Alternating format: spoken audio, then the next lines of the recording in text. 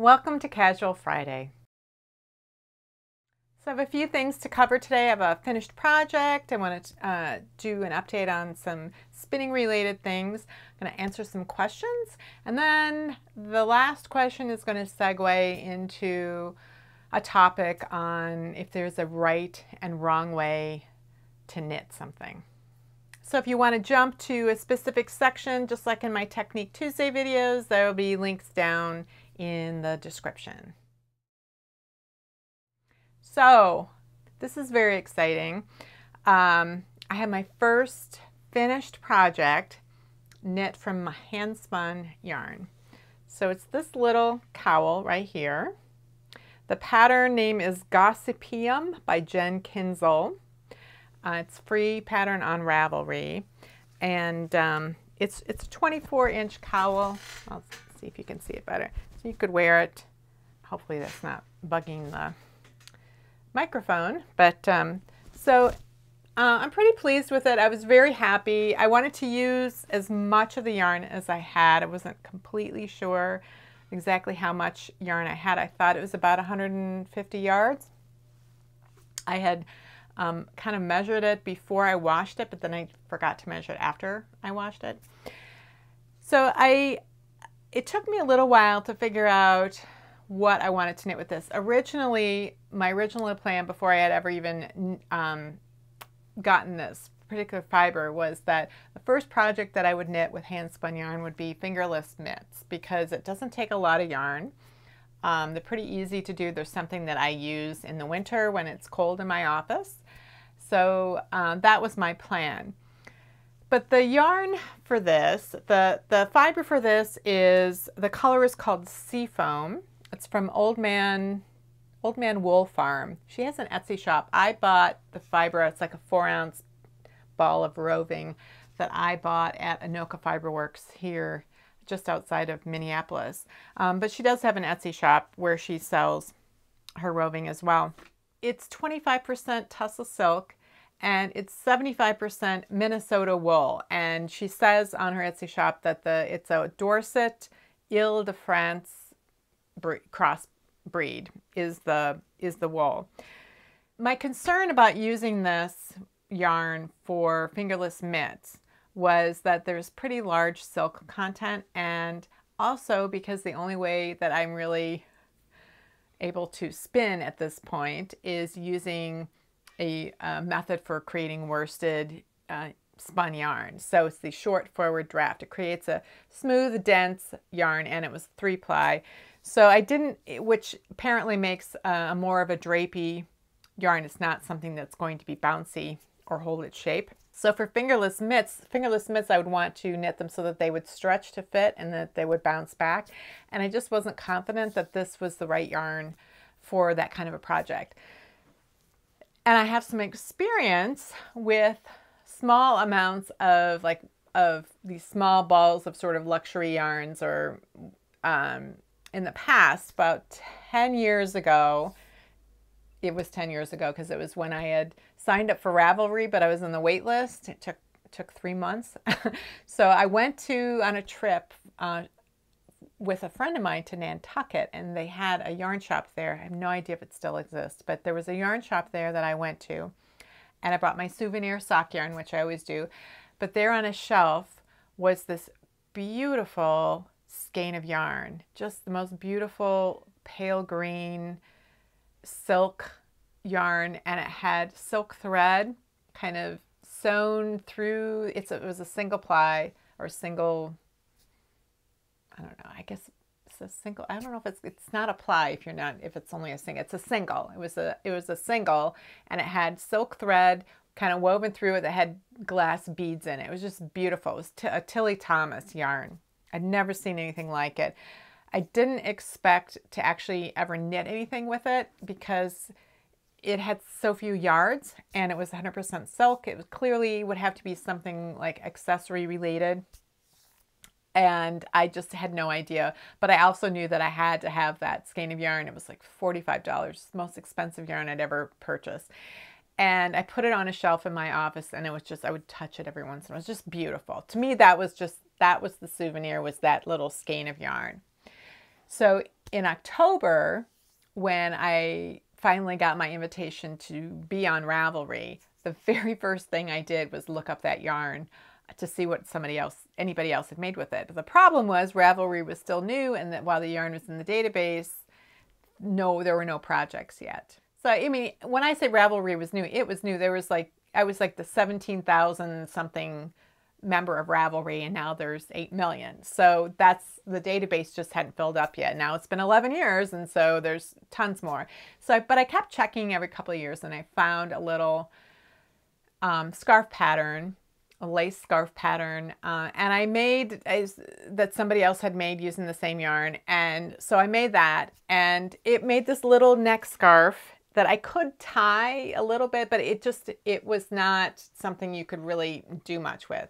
So I knew that when I had 150 yards of this hand spun yarn, that I was going to be in the same boat. But I knew that scarf, if it were connected, would be enough for a little cowl. So I just looked for cowl patterns that used 130 to 150 yards of worsted weight wool, and looked to see what came up. And I mentioned last week that I do spreadsheets, and what I did, this has an 8-row, I believe it's an 8-row repeat, 8-round repeat.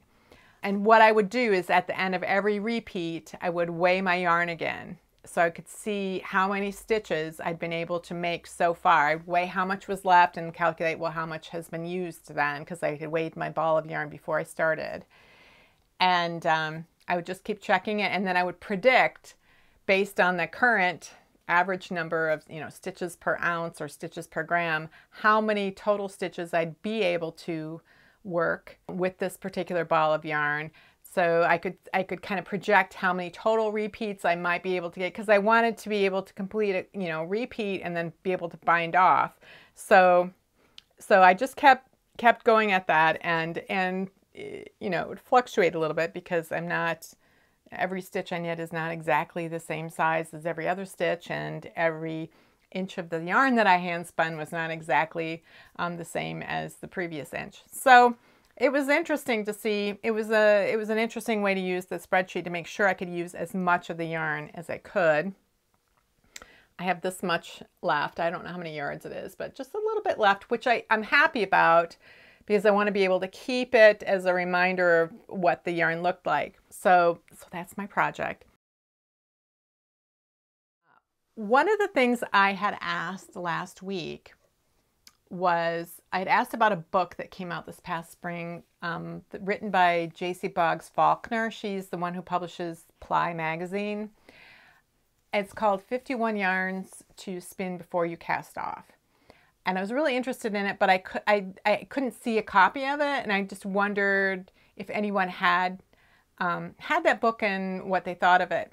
Nobody said that they had the book, but 2 people left comments about a particular podcast that I might be interested in that's related to the book.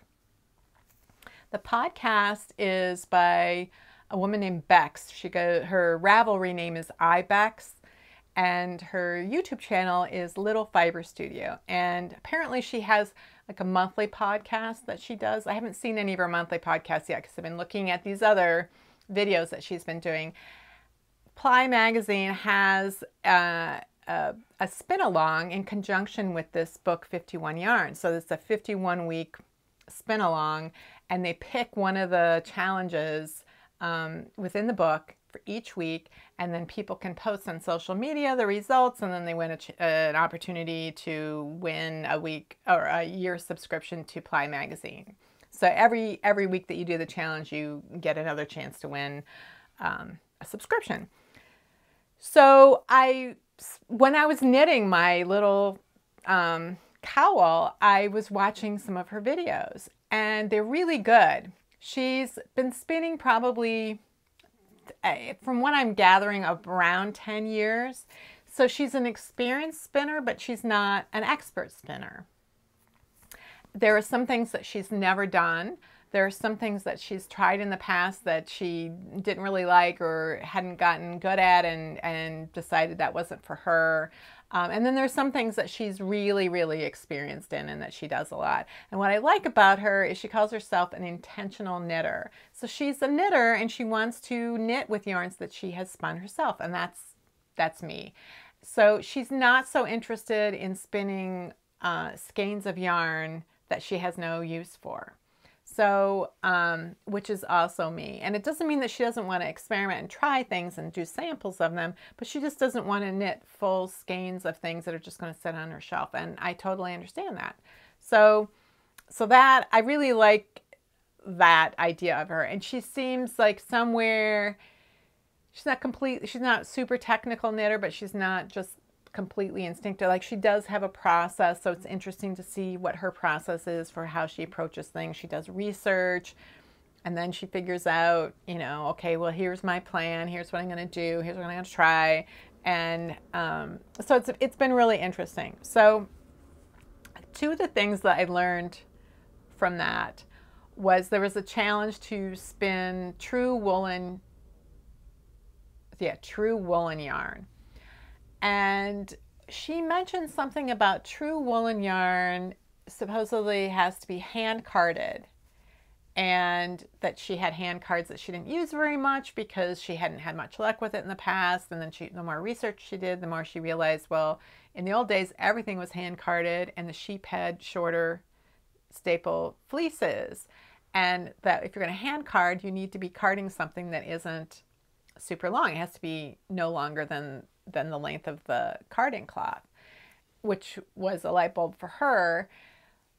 But it was also a little bit of a light bulb for me because when I bought this green fiber, I had also bought this plastic bag full of black lamb's wool that had very short staple length. I didn't even look at that when I bought it. I just thought it's beautiful and so soft, I want it.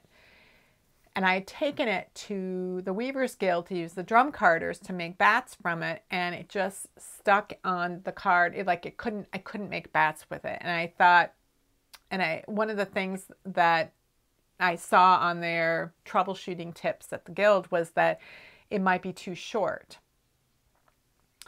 I think that was what I got out of that the fibers were too short.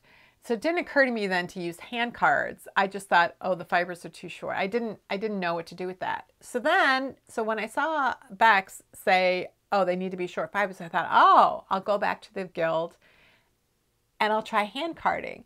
So I, looked up remind myself how to do hand carding. I went to the Guild yesterday and I just used their standard cards, like a 72 tines per inch card. And I had the same exact problem. The fiber just sunk down to the cloth and it was really hard. I couldn't really make row legs. It was very difficult.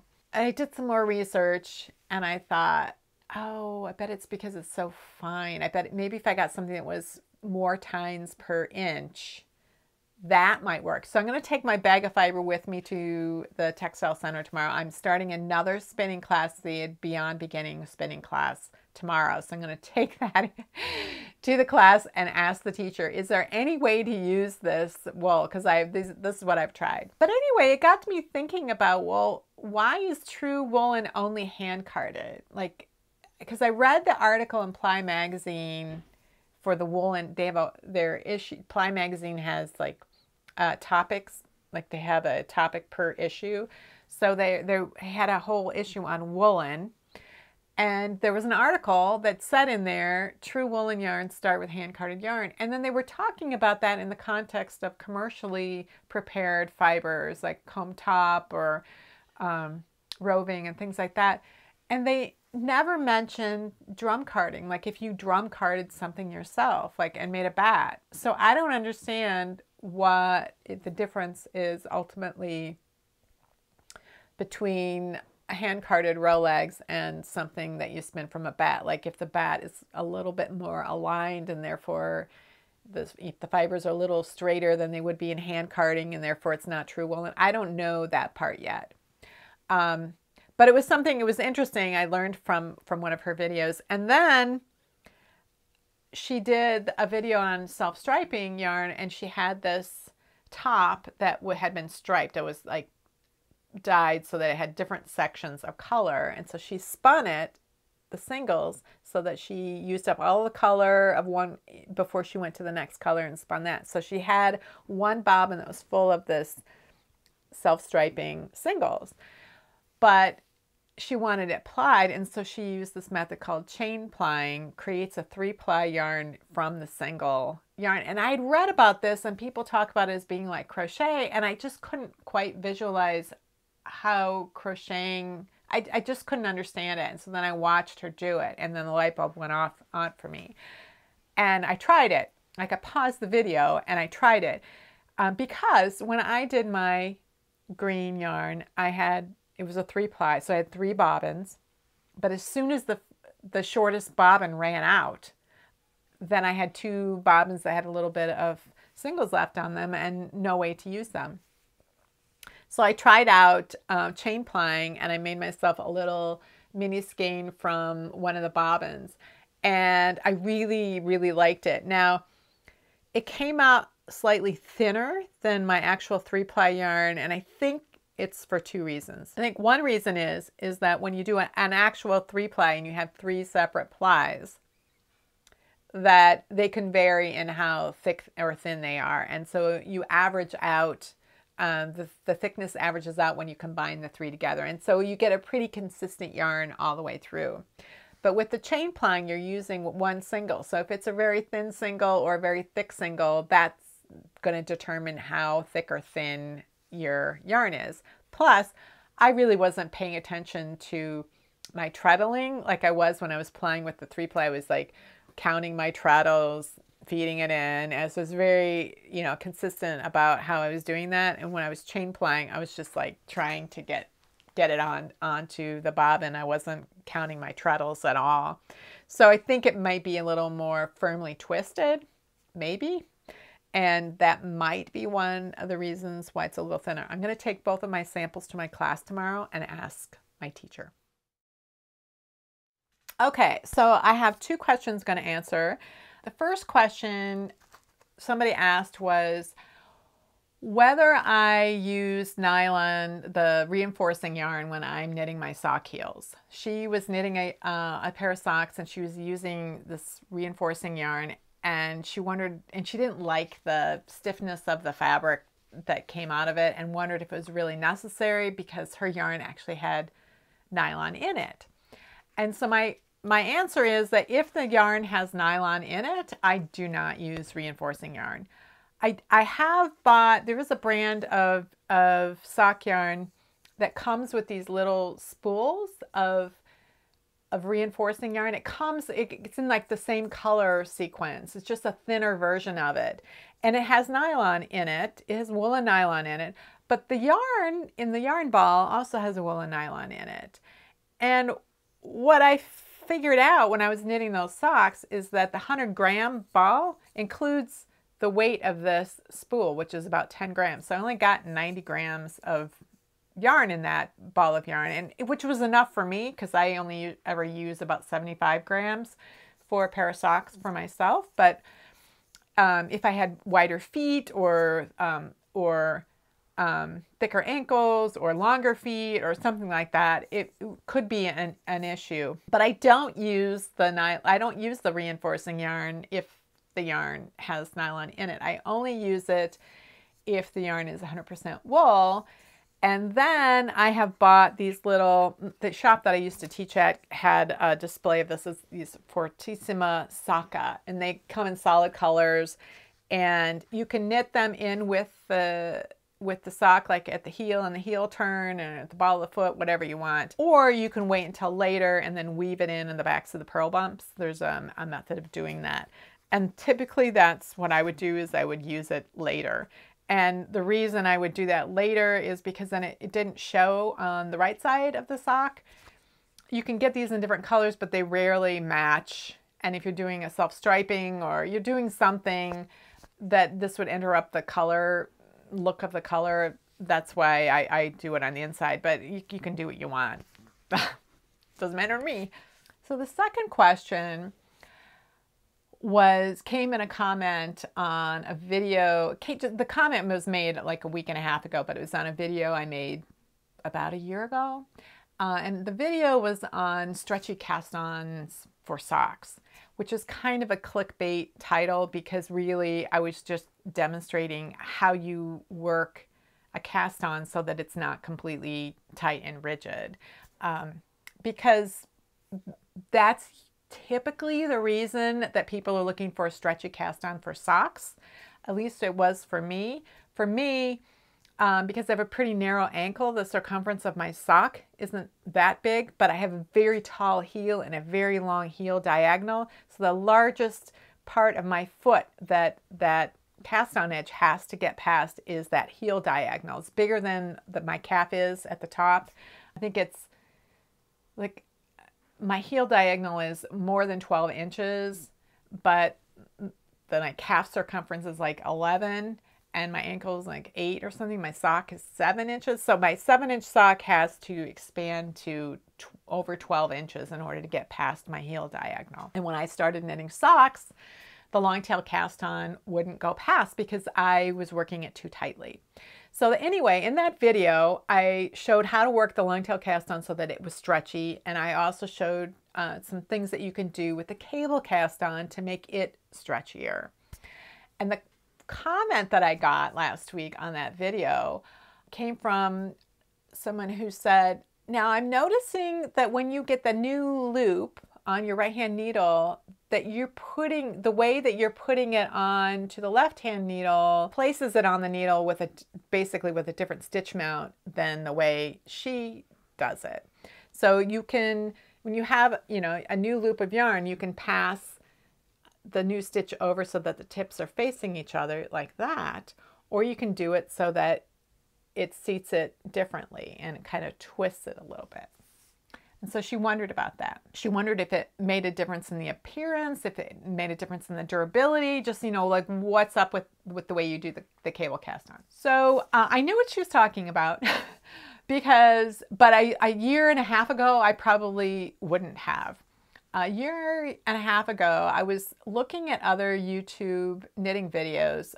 I think it was a year and a half ago. I don't know if it was right before I started doing weekly technique videos or if it was right before I was doing this past January, right before I decided to do the Casual Friday videos. I was trying to decide, I wanted to do a second video each week, and I was trying to decide if I was going to do a series on learn to knit, like for very, very beginning knitters, or what I was going to do. So I was kind of looking around and looking at what other people were doing or had done in the past.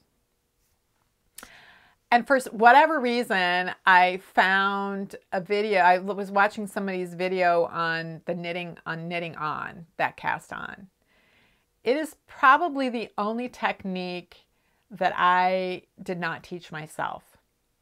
Because I'm a self-taught knitter. So when I learned to knit in Ireland, I knew the knit stitch, but I was doing it incorrectly. My flatmates corrected that, but I didn't know how to cast on. When I had learned to knit in 5th grade, like there's one afternoon where we learned the knit stitch, everything had been cast on for us. So my roommates, my flatmates had taught me knitting on. So I learned from them how to do knitting on, and I don't think I ever looked it up after that. When I learned the cable cast on, I learned that it was the same as knitting on, but you insert your needle between the stitches rather than into the first stitch on the left needle. So I just used whatever method that I was using for knitting on and applied it to the cable cast on. So I was watching this video and the person was demonstrating knitting on, and my reaction, I watched, created the stitch and put it on the needle. And then she took her right hand needle out of the stitch. And I thought, why is she doing that? Why is she taking the needle out? And then I watched her reinsert it to the next one. And I thought, well, maybe it was just to make each step discreetly obvious. Like, here's the first step, here's the second, whatever. And then as she speeds up, she's going to say, you don't need to pull the needle out every time. But she did. She was pulling it out of it. And I was thinking, why are you doing that? Why would you do that? So I started watching more closely what she was doing. And I saw that she was putting the new stitch on the needle in a way different than the way I do.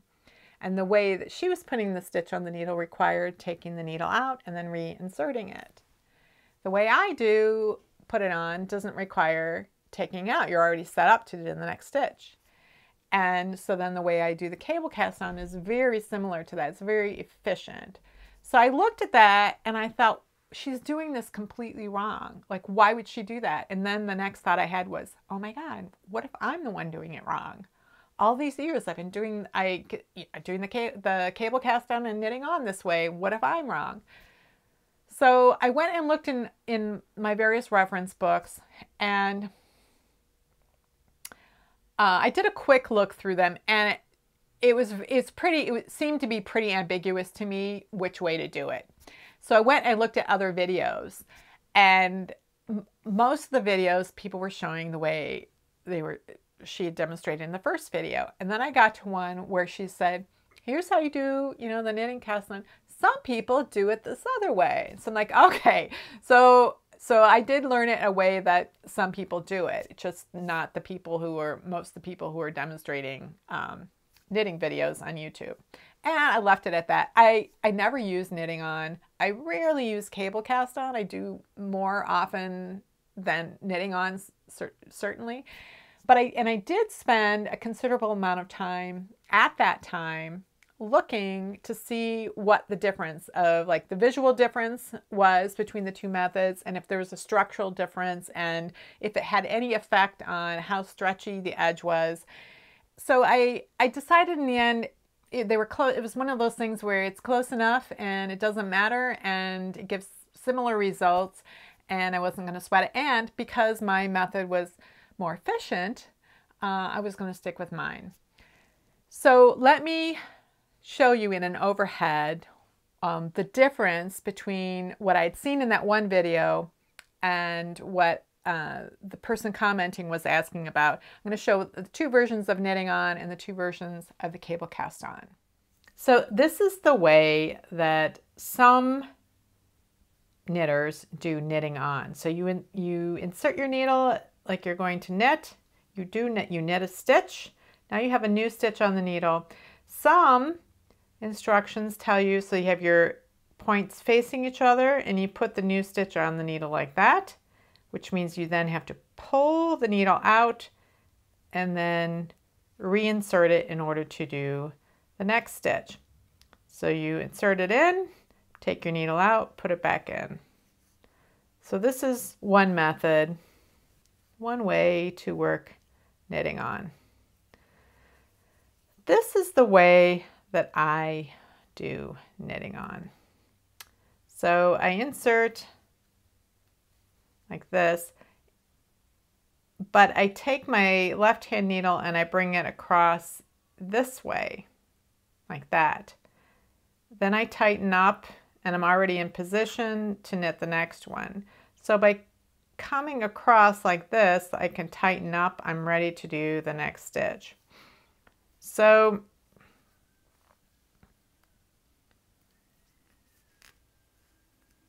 for me, it's much more efficient to cross over and then be in position to work the next stitch than it is to put it on, take my needle out, reinsert it in the other, as if to knit, and then bring it out like that, take needle out again, put it in. So I just find it quicker to do. These are new needles, so they have a lot of drag on them, to do that. So what X-Ray MD was seeing with my cable cast on was that I was doing the same thing I do with knitting on, which is that I come across like this to insert. I do have to take it out for the cable cast on in order to put it between the next, between the two stitches, but when I take it out, I go right over to here, then I can tighten, put it in, insert it in there, slide my tip over to go between. Let me get a really super close up. So I'm coming across like this. As this needle comes out, I'm immediately inserting it between the two stitches. Then I tighten up my working yarn and then I work the next one. So I come across I just move my needle over in between them and then I tighten up. I do this, I always insert my needle and then I snug up the stitches because that is what keeps it elastic. If I did this,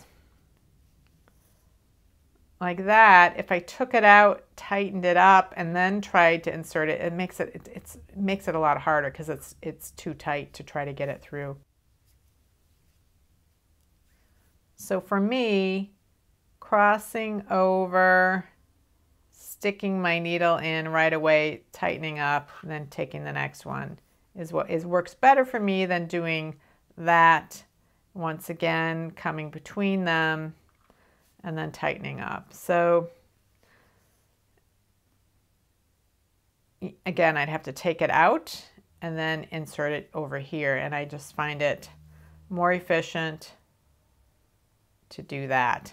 So what is the difference between the two knitting on methods?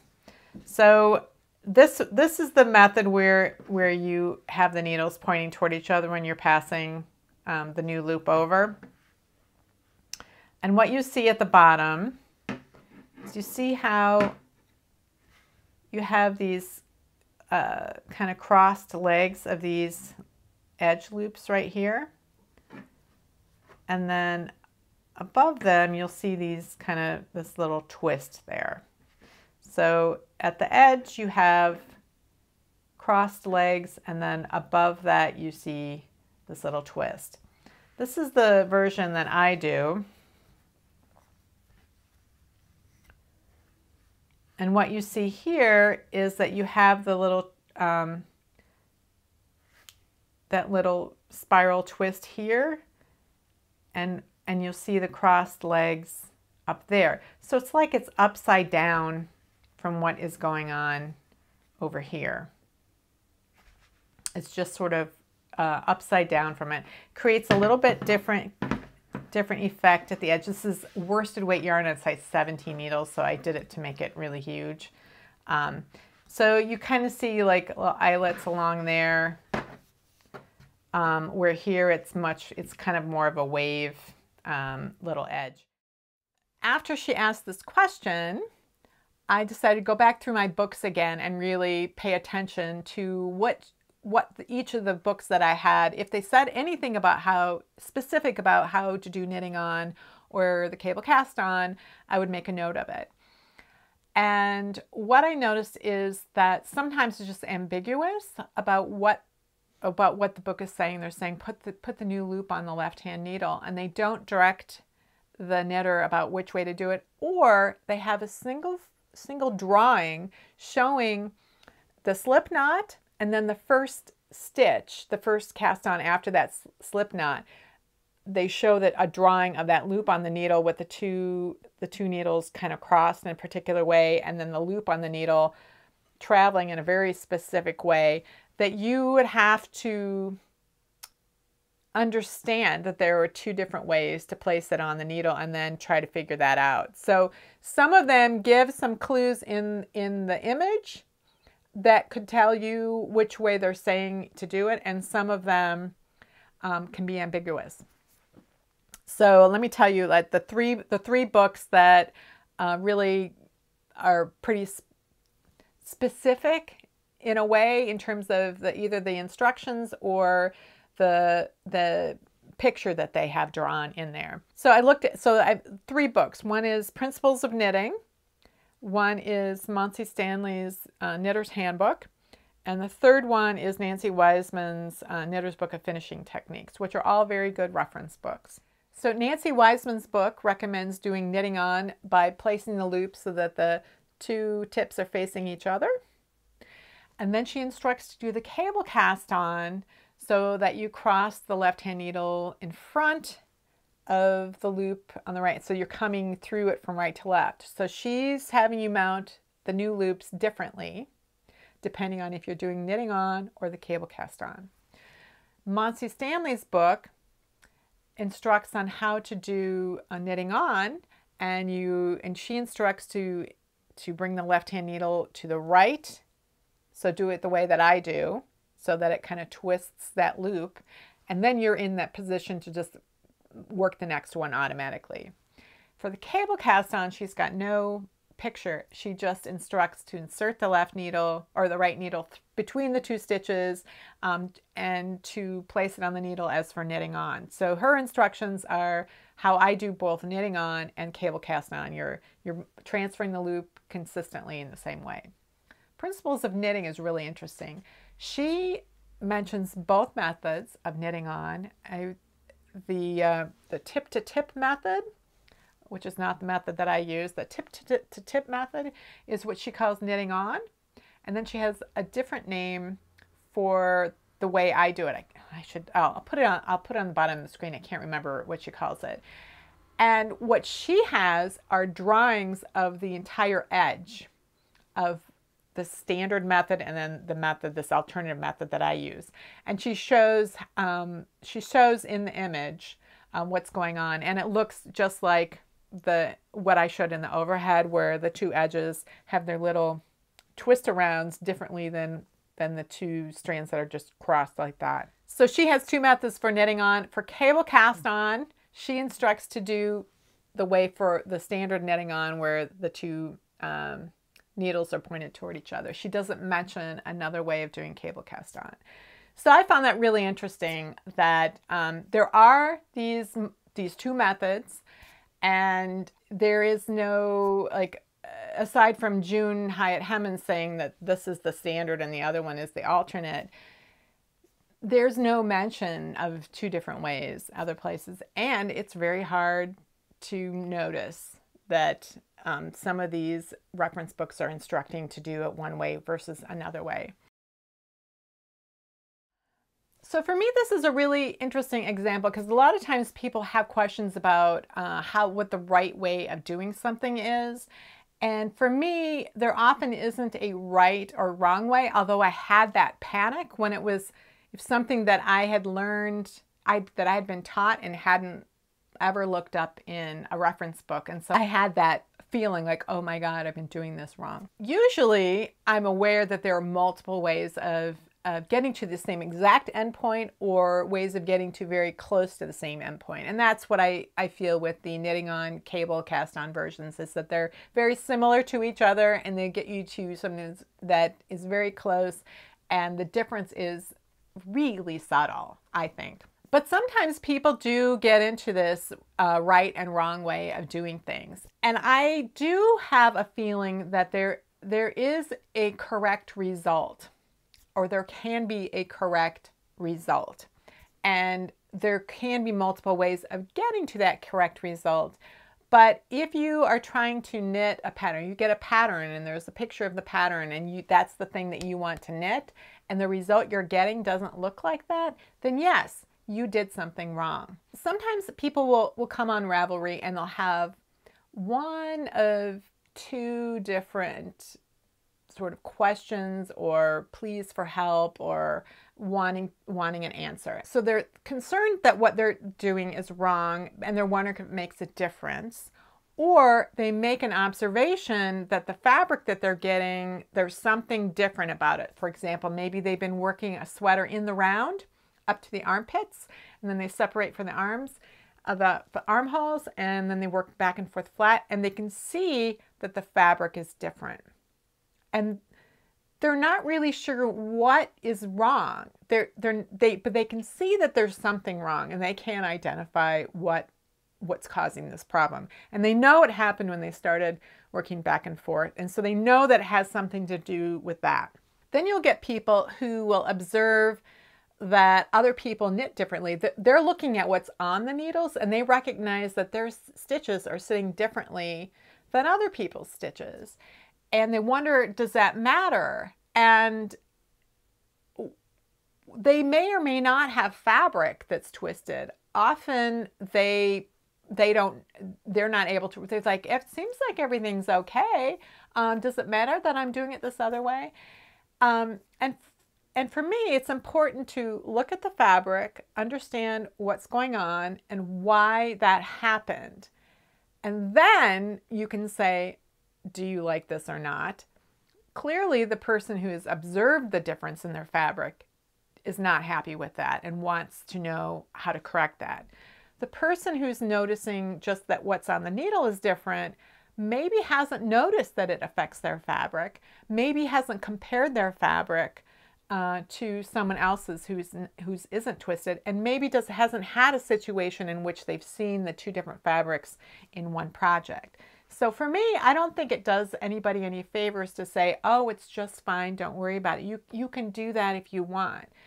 I think that comes at the end of the explanation for why did you get fabric that does this, or what are you doing that's creating your stitches on the needle to be different than other people's. You explain to them why that's happening and how it affects their fabric or isn't affecting their fabric, where they might have challenges in the future, like when they're doing decreases or something, if they're working in lace, and so what their options are for continuing to work that way, what they'll need to do to adjust.